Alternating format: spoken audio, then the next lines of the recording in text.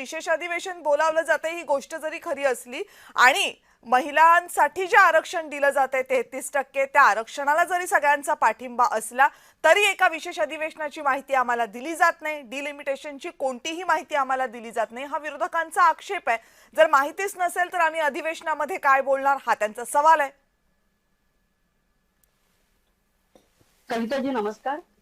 जे मुद्दे काँग्रेस प्रवक्त्यांनी आता मांडले त्यामध्ये सगळ्यात महत्त्वाचं मला त्यांना सांगावं असं वाटतं की ते असं म्हणतात की कुठल्या मुद्द्यांवरती आपण हे अधिवेशन घेणार आहोत याची आम्हाला काहीही कल्पना दिली नाही।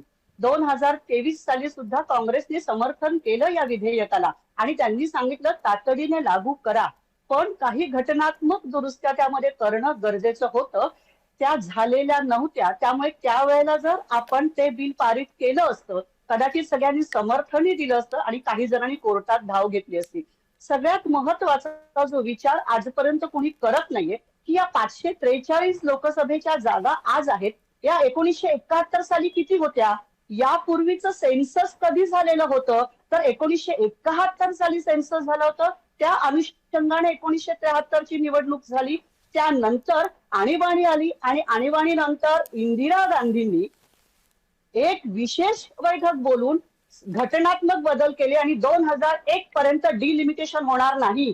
मग 1971 पासून 2001 पर्यंत लोकसंख्येची वाढ झाली नाही का, हा महत्वाचा मुद्दा। दुसरी गोष्ट, बरं 2001 पर्यंत डिलिमिटेशन करायचं नाही असं इंदिरा गांधींनी घटनात्मक तरतूद करून घेतली। 2001 ला डिलिमिटेशन होणं त्या अनुषंगाने विचार होणं गरजेचं होतं।